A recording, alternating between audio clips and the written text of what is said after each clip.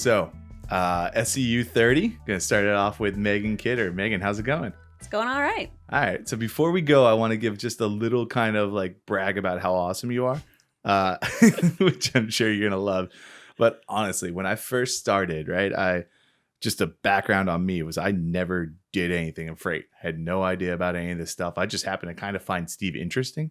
So when we were doing interviewing, I'm like, oh yeah, Steve's kind of interesting. And I knew Jill, so it kind of all started to pan out. Yeah. So I first got this job. Like the first week was super overwhelming in the sense of like, wait, what am I trying to learn and all this stuff? And the brag about you was you were probably one of the easiest people. Not that everyone here isn't easy. You just were extremely easy to talk to and super friendly and like never made it feel like I was like dumb because I didn't know anything. What is that noise? They might be doing leaf blowing outside. They would do leaf blowing. It was been dead silent this entire time until right when we started recording. So great. Yeah. Ignore the leaf blowing out there, guys. Sorry about this. But yeah, so yeah, you back to us. More about the gush about you, right? You were this awesome, friendly, warm, happy, helping. Like even though you were so overwhelmed with work that I'd spoiler alert later found out, you still would take the time to talk to me. Like you did today as I set up for 15 minutes and we talked about Thanksgiving. So yeah, Meagan, thanks so much, for being you. Oh, well, thank you. And let's get into this. So supply chain under 30 is kind of the whole idea behind this. At least my predecessor, Tim Dooner, this is kind of what his brainchild was. But he wants to kind of talk about what's driving the millennials or the Gen Zers or the new one. I forget what they're called, but kind of what's driving them to the supply chain, what's driving them to logistics and stuff, and kind of just hearing from you. So talk to me a little bit about kind of like growing up. What was it like? How was school? Like that type of stuff. Where are you from? All the fun, the usual questions as we listen to an amazing leaf blower. Yep. So I'm originally from Vermont. So grew up in small town, went to the same, middle school, high school as everyone else in the surrounding towns. 2 older sisters, so tormented relentlessly, of course. Did you play sports? Yep. So soccer, gymnastics, tennis, whatever kept me active because there wasn't a whole lot to do. Yeah, I feel like that's a normal thing up here. Like a lot of people do all that stuff. So what were you like as a student? Were you kind of into schooling or were you more of the sports person? Like what'd you like about it? A little bit of both. Yeah. Definitely more the math science person than the arts history person. But really liked school, was never really an issue. Definitely enjoyed being challenged. It was tough sitting in a class where you were just like, ugh, this is just dragging on forever. I know this. Let's move on. But outside of that, I mean, it was pretty normal, not too crazy. Went to school, went to practice after, went home, and then did it all over again. Now, this might be too personal, but like, what was the year range? I'm just trying to think for like technology wise. Like, where you had the cell phone in school? Like, what was it like for you? I had a cell phone for the second half of school. It was, 2009 through 2012. Big sticking point in my family that I got a cell phone earlier than my sisters did, but sticking with it was a safety reason. Right, so, yeah. I got the whole reason I got it was because it was safety, and also my mother didn't want to watch practice. Exactly. So that's why we got cell phones. So it was that combination of you're sitting in class and you have those projectors where they write on the little laminate clear sheets. Yeah. All the way towards you have those smart boards and you write on the markers and look, it's so cool and new. So like your senior year, that's what that was happening? Like you were using that I think type that was of stuff? Probably through high school. So like middle school was like whiteboard eraser. You can barely see what your teacher's like handwriting was. Yeah, so by much. High school, it turned into this smarter type of thing. Yeah, still had computer labs, so no one was bringing their own computers to school or things like that. Right. But definitely starting to use more technology. So was at home, did you guys have personal laptop everyone shared, or how did that all work out? Yep, we had a desktop in the basement. And then once my sister went off to college and needed a new computer, we got a family laptop. So Ooh, was it? The music account on there was very eclectic. Imagine a lot of like My Chemical Romance, Ocean's 11, or what's it? You had pretty Yellow much Card? a 50-year span of music just on there that went everything from 80s rock to Disney soundtracks. Oh, so no pop punk? You were in the or No. late I mean, aughts? some, but that was more like towards the end of high school Right. time. It was the best. I love Yeah. that stuff. Listen to all those fun ones. Like, Oh, yeah. So that's interesting. Yeah, we had the same thing. We had the one family computer, and then my mother was like, oh, all right, because me and my brother had to share a room. Yeah. So he's like, I'm gonna get you guys a room, and like we're gonna get you guys a computer, and you guys are gonna do research. It's gonna make so much sense because my mom she was a guidance counselor. So Yeah. what did your parents do kind of growing up? My dad is a banker, and my mom works in the sports industry for skis and snowboards and hiking boots and all of that good stuff. Oh, really? Yeah. That's cool. So were you a big winter sports person? Yeah, we went skiing all winter. More so growing up because we would have ski lessons every Sunday, and then that sort of petered off towards the end, but definitely still a couple times a year we get out. Oh, really? Yeah. So back to school, I guess. What was senior year like? What were you like? What did you know what you wanted to do, or what was like the whole college decision? What were you doing? I had lots of ideas of what I wanted to do. Originally, I thought I was going to be a doctor. Really? Yep. So Makes sense with the STEM and like the math and stuff. yeah, I was interested in it. I wanted to help people. So I thought I was going to go into that. Went into college and went, I mean, this is fun and all, but I don't know if I want to do this every day. Worked as a chem lab assistant instead and got my fill of science from that. Oh, really? Yeah. So what college did you go to? Skidmore over in Saratoga Springs, New York. Ooh, what's that like? Because I'm imagine it's a small college. Like, Yeah, it's pretty small. I have actually no clue how many people. Under 5,000. I'm going to go with that. oh, okay. But small liberal arts school, great town, great. They actually surprisingly have a really good business program. You wouldn't really think of that for a small liberal arts school. Right. But good business program. I actually got swayed to go there because I went into town, had a really good burger, and went, I like these people. It's one of those of when you know it's right, you just go with your gut and you stick to it. Your colleges spend so much money trying to figure out how to market to people, and you're just like, I like the burger ahead of their town. I'm down with this place. Like the burger, and they said that the squirrel from Ice Age was based off the squirrels on campus because one of the graduates had made the movie. So I was like, that true, or was that just a... Who knows? But it worked. So I'm going to go with it. I hope it's true. Yeah, I hope someone like listening like deep dives like, holy crap, Skidmore was a squirrel from Ice Age. Yeah, right? I mean, they were awesome. crazy enough.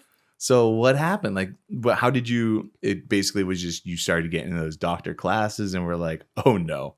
Yeah, No, I no. started off sort of wide net because I was like, I mean, this is what I'm interested in, but Right. who knows? Right. So took some business classes, took some art classes, took a couple chemistry classes. By the end of the second one, I was like, yeah, we're going to go explore some other things. But intro to business classes, I loved it. Definitely was not going to go towards psych. Learned that one real quick. But sort of same with picking a college, got in a groove, went into business, liked it, went, okay, I'm going to do this then. Sort of really? branched off from there. Yeah. Cool. So what happened? Did you do some internships or like what were you doing? Like, so this is kind of leading up to you getting your bachelor's, right? Yeah. So like, were you taking internships? Did you do any of those things? Yep. So I did a finance internship at a brewery in Vermont. Ooh. So that was a whole lot It's of Vermont, fun. there's breweries. What else you can do? Exactly, right? So that was a whole lot of fun. Had just summer jobs and stuff, but that was the only internship I did. Did like work programs at school, things like that. Did a study abroad where I took my first supply chain course Right. and then was like, actually, this business is fun, but this subset of doing supply chain, I think that's what I'm interested in. So how come? It's really analytical. So business, there's a whole lot of this may be the right answer or it may not be. Right. Whereas supply chain, you still have that aspect of it, but you also have the analytics to say, if you do this, then you can achieve X, Y, or Z, and then grow your business in these ways. So it was a little bit, I don't know what the right word is, but it's more problem solving and more analytical and less ambiguity, I think is what it is. Well, it makes sense. I mean, with the math kind of like Yeah. I never was a fan of math. Like, so I Yeah. like the whole creative, like, how do we solve this? And like, maybe it's the right answer, maybe it's not, but like, it's all good because you did something. Exactly. But like, it sounds like you weren't really a big fan. You're like, no, I want an actual answer. Exactly. I want to know that this was the outcome that we were planning on, and we were able to measure if we succeeded or not and go from there. And if it didn't work, okay, what went wrong? Being able to diagnose that, Right.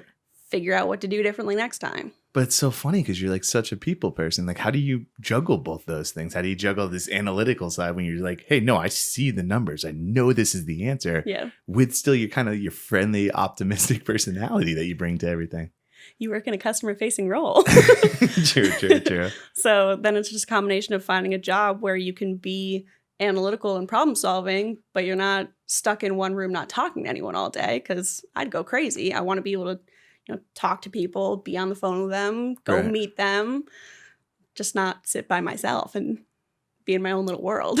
Yeah, no, that makes a lot of sense. Especially, I mean, your personality is just, you can see it right away. But I'm assuming too, it's like a Vermont thing. Like most people I'm meeting up here from Vermont have that kind of like, it's so small that when you get to see people, you're like, hey, how's it going? Nice to see you. Like, nice to meet you. How's it going?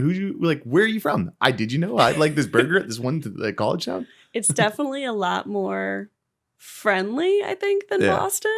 Yeah, definitely a lot more friendly. You can definitely, try and be friendly to people in Boston, but you sometimes get the side eyes of like, why are you talking to me? Whereas Vermont, you go in a grocery store and you start chatting to someone next to you about granola bars, and it's totally normal.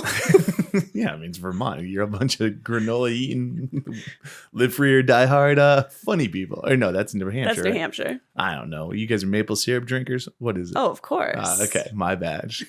I know you guys love your beer. So you studied abroad. Where'd you study abroad to kind of get back to kind of the timeline? Florence. I guess. Florence, really? Yeah. And you like the supply chain there? Like how? Like what was?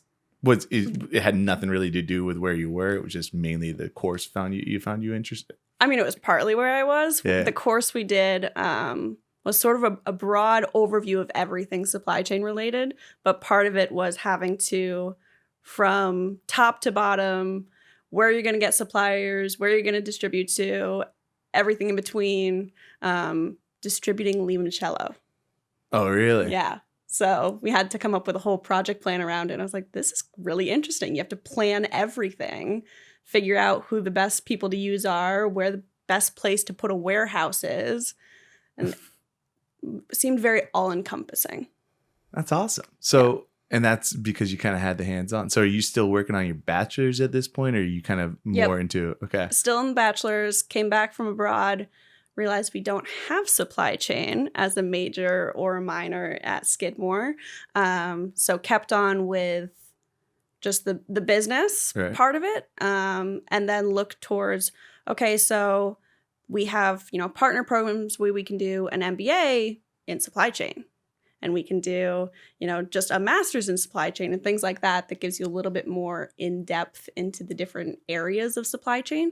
So I was like, okay, so I'm going to, finish out the bachelor's, get the business foundations, because that just applies to everything. Right. And then go on and specialize more in this particular field that I find interesting. So where did we go?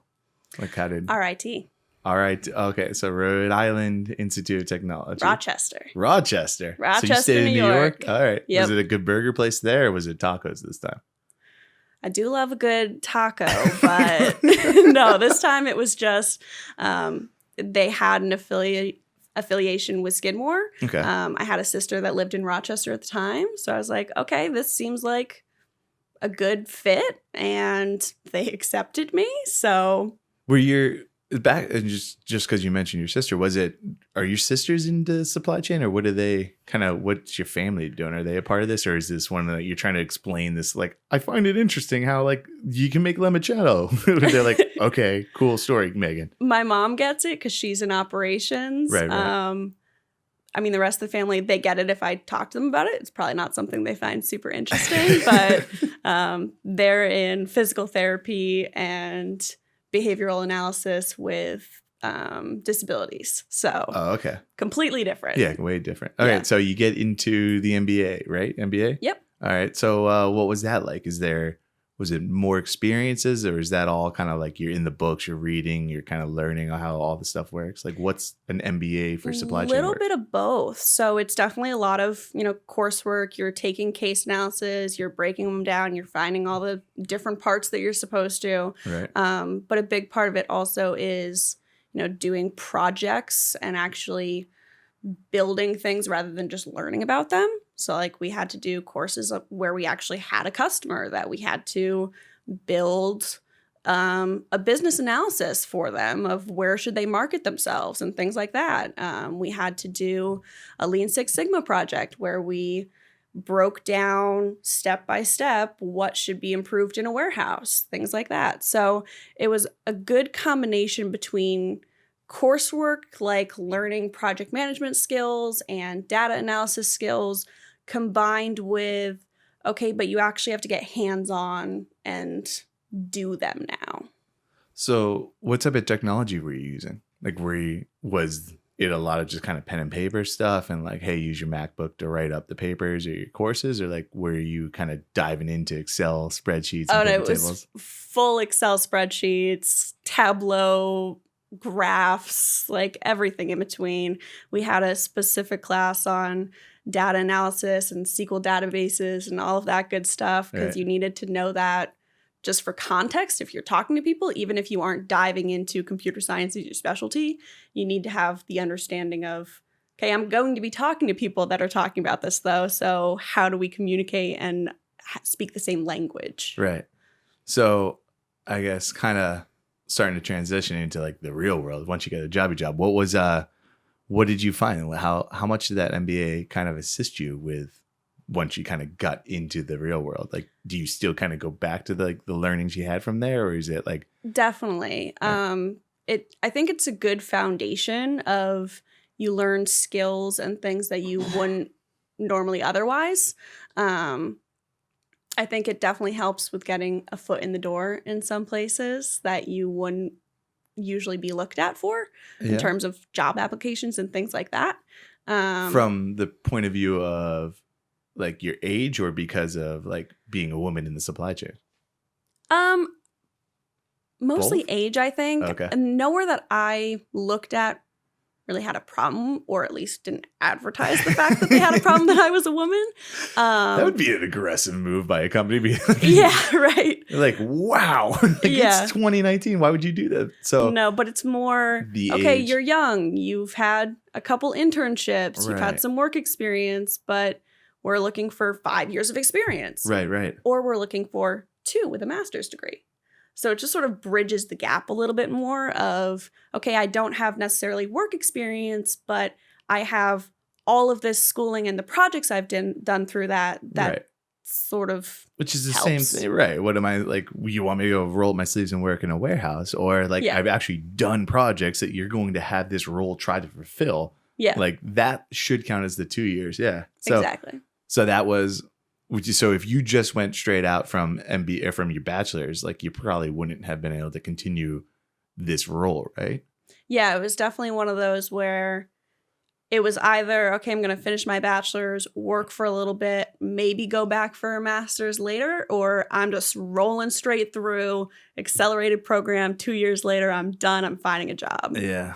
So I kind of wish I did that. Knowing me, I was like, I need to just keep rolling through. Right. You got the energy, might as well use it when you can, right? Exactly. Yeah, I kind of felt like I should have probably done the same thing. It just like gotten the master's, got it finished. But like for me, it was like after like the 4 years in college, it's like, all right, I'm done. I'm ready to get out of here. Like, let me go. Like, at least you were doing things that like made sense. I'm writing papers about like Harry Potter. I'm like, this is stupid. I'm like, why am I writing this? Yeah. This makes no sense. It's not helping anything out. Yeah, it was definitely more broad in the beginning. And then as you find what you're interested in, you focus more on that. And then the master's was sort of the culmination of that of this is actually what I'm interested in specifically. Learn more about that. Yeah. And you got like, at least you got to do stuff, right? Like I never even felt like I knew what I was interested in. Yeah. Like it was just basically I got out and got an internship. I'm like, oh, I kind of find this interesting. I'm like, I hate this part, but this part's cool, so let's keep going. But Yeah. so what happened? Graduation's approaching. You got the accelerator. What's the job market like? Because this is probably what 2014, 20. No, let's see. Wait, Graduated college 2016, graduated with the master's 2017, I think. So I mean, it was all right. Were you getting like poached, or like how did it all work out for you? No, it was just mass job apply everywhere. Right. Just and part of the thing with supply chain is, okay, well, do you want to go into inventory controls? Do you want to go into logistics? Like all of the separate different parts of supply chain that all have very different job paths and things that you could do.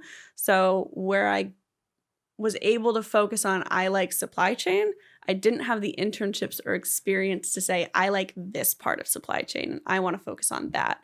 So it was, I'm applying for buyer positions and inventory positions and then logistics and things like that. So it was very all over the place. Do you think that so when would have the internships occurred? Like, so if you did the traditional non-accelerated MBA program, you do internships in it.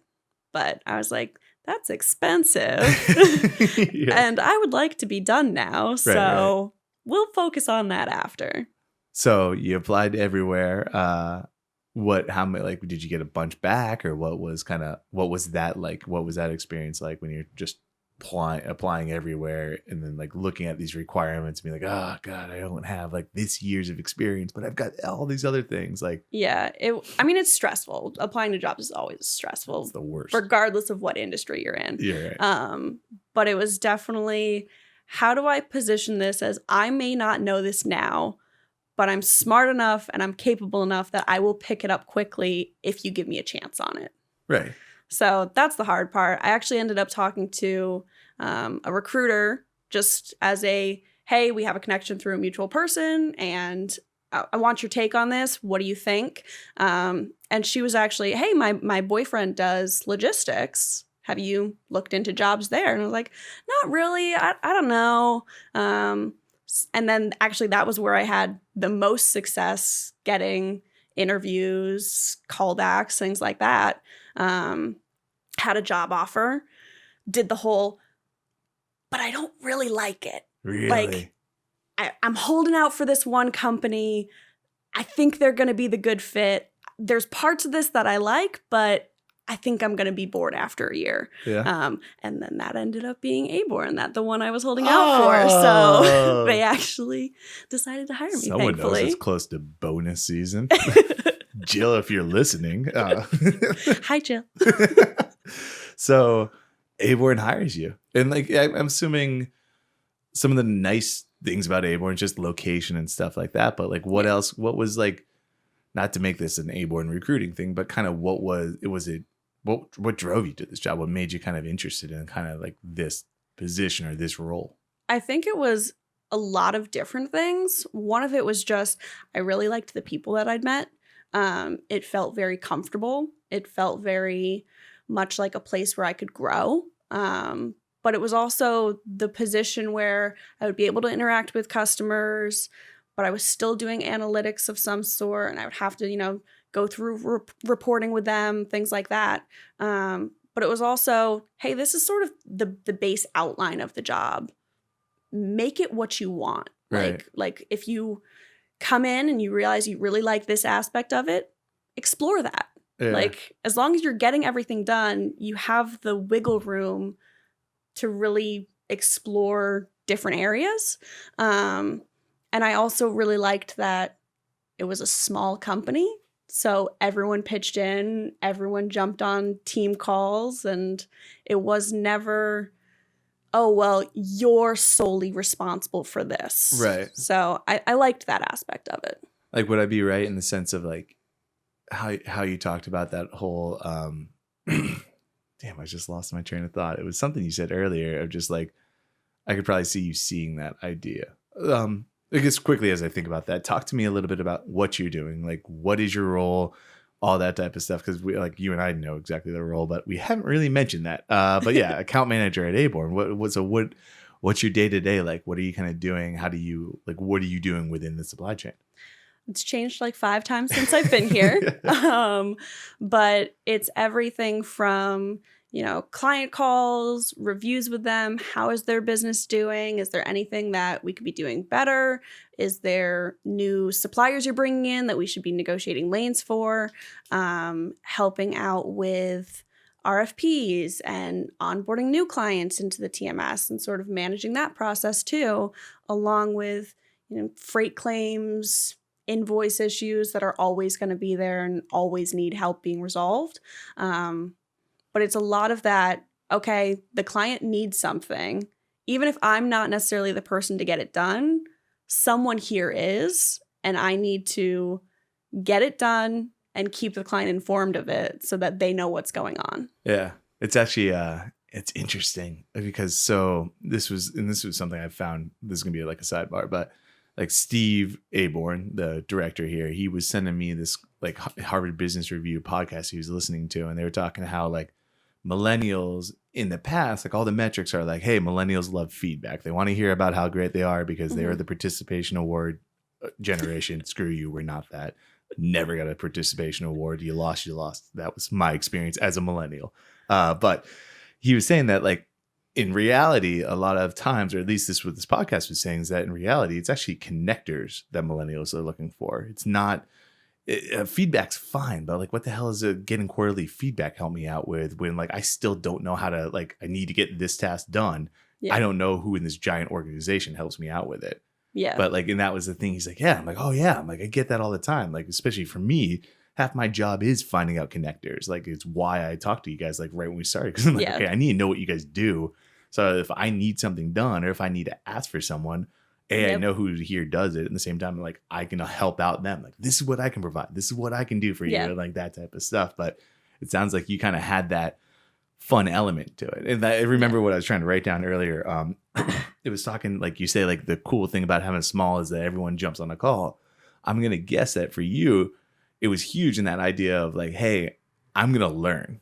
Yeah. Like, I'm down to learn. So this environment where it's not just like big organization, people like protective of their role and what they do and their responsibilities, probably to you was like, no, get the hell out of here. I want to be in the place where everyone wants to roll up their sleeves and go. Exactly. I don't want to hear, oh, well, that's not my job, or, oh, you have to go talk to someone else. I don't do that. It's like, no, I'll help you. Or if I can't, Donna can, or Steve can, or whoever, and we'll figure it out. And it's also even just sitting in and listening to other people in the company talk, you automatically learn more because they're bringing a different perspective than you are, and everyone's collaborating. Well, it's also a goal too, right? Like at the end of the day, for me, it's that they have, like, we've got an objective. We're trying to accomplish something. So you don't have someone's ego kind of getting in the way. Yeah. Because you don't, like, and I hate that. I don't know about you, but like when you're just sitting there and like, God, I got to really play this stupid meeting game for this person's ego. Like, we can't just go. Is that your phone? That is my phone. Oh, we found out how to turn off notifications on the thing. I don't know how to get it to stop ringing though. Don't worry. We already had the damn leaf blower going for a while. We had trucks. Like, that's the fun of all this stuff. It's just, there's no cuts. It's a natural conversation going down. There we go. Yeah, there was one video, if someone watches it back in the thing, where Steve, like, someone walked in, because where we film it, like, it's right in that front. So someone walked in, like, not going into our building, going to the building across from us, and Steve, like, jumped. He's like, what is that? Uh-oh. And I was like, it's cool. Let's just go. So yeah. It's just a person. Natural video. All right. So talk to me a little bit, I guess, with this role, kind of continuing, and we're going to start to wrap up because we're getting a little late on time. What keeps you up at night? Like, especially kind of understanding that the audience for the question is really more of like a you or me, in the sense of like under 30, some of us might be a little year over. But what kind of keeps you up at night? Like, do you find you're getting work-life balance, or do you kind of like, oh, wow, like I wasn't prepared for this, with everything that you hear in the job market of like, what's so cool about millennials and WeWork and all this stuff? Yeah. I mean, the work-life balance, it's always a struggle, but I think it's just, you have to prioritize, okay, work is a big part of my life, but it's not my entire life. Yeah. So Some weeks you might be cramming for a deadline because you have a presentation on Thursday afternoon. And yeah, you put in the late hours and you suck it up and you get it done. And then there's other days when you leave at 4:45 because you finished all your work and you can. Right. But I think as far as the keeping you up at night, for me, it's only really cropped up for, I feel like I'm not giving a good customer experience, or what am I interested in? Like, is there anything I want to explore more? Like, more questioning how to do things better rather than, oh my God, this job, I have to do X, Y, and Z, and I never have time, and I want to go to the park with my friend, something like that. And that's not really a big part of it, but it's more, it's more just the questioning, oh, this is what I have to do still, or I want to make a mental note that tomorrow I need to go talk to so-and-so because they said something really interesting yesterday and I want to learn more about it. Things like that, but nothing too crazy. What about your age? Like, how has that played into kind of being in the role? Because, I mean, you talked about how, like, that was something when you were applying that was an issue. What about now that you're actually in the role? Is it just business, right? No one gives a crap about age? Yeah, I mean, in the beginning, when you're talking to, like, senior level executives and you're fresh out of your master's program, you're like, oh, gosh, what am I doing? Right. But, I mean, two years on now, you're like, no, I know what I'm talking about. Right. And they recognize that also. So we're good. So, right. What about technology? Have you had to, have you experienced a lot? Like, what's the technology gap for you? Like, or like in terms of like, because you've kind of been born and raised in it. Like, you've gotten a lot of use with this stuff. Do you find that you're having to kind of explain some stuff? Or do you find, like, was it that kind of an eye-opening surprise just how much technology kind of was already in transportation and logistics? I was definitely surprised at how much there was, but also how many people aren't using it. Like, Really? we still have some locations where the only way to communicate is to call them or fax them. So it's things like that where you're like, come on, though. Like, we can get there. You just have to use an email. Things like that. Do you know how to do a fax machine? Heck yeah. You do? I had to communicate with them. Oh, I have no idea how to do it. I remember I used to get it. I worked at a newspaper, and like that was how I got like the rec scores. Like the rec leagues in the town would send it in. It was the most infuriating thing when you're just trying to get your paper out for the sports. Yep. And you're like, this game doesn't matter. But like, because it's local, you had to put in the stupid scores, and like they faxed it in, and then they'd call me. I'm like, you could have probably saved 15 minutes calling to tell me your dumb team's name, and I could have put the score down instead of faxing it to me. So, but never knew how to work the damn thing. Yeah. Thankfully, we don't actually have one of the real faxes. So it was always, I'm going to fax you from my email. So you think it's a fax, but I'm actually just emailing you. That's great. I guess starting to wrap up a little bit, what advice would you have? I mean, if someone, it kind of to how do I say, summarize sort of your journey, it sounds like you just kind of went with the flow of things. You knew what you sort of liked in school. You did business. You happened to just take courses that like kind of pushed you along this way. Mm-hmm. What advice would you have for someone who kind of maybe is that high school senior trying to figure it out, or even that someone in college? I mean, college is also another time where you're supposed to know exactly where you're going. Oh, but like, of course. Yeah, like what advice would you have? What type of things would you say? Like, hey, here were things that I did that I think really were successful and me kind of being more happy with where I am right now. I think talking to people in different industries was the biggest help for me. Even within the business supply chain realm of I'm talking to someone that does marketing, I'm talking to someone that does supply chain and all of these different aspects to learn, okay, what do you do? Like, what do you like about your job? What don't you like about your job? Right. Is there things where then I'm talking to you and go, oh, I like that too. Or, oh, yeah, no, that's really not for me. Things like that. And then you can go and do internships of this is a path I think I might be interested in.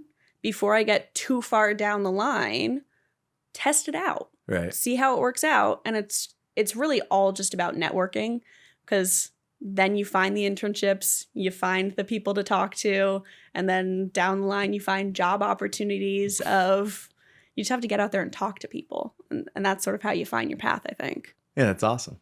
All right, let's wrap up. If someone wants to kind of get in contact with you or kind of get to know you, maybe network with you, what's the best way to do it?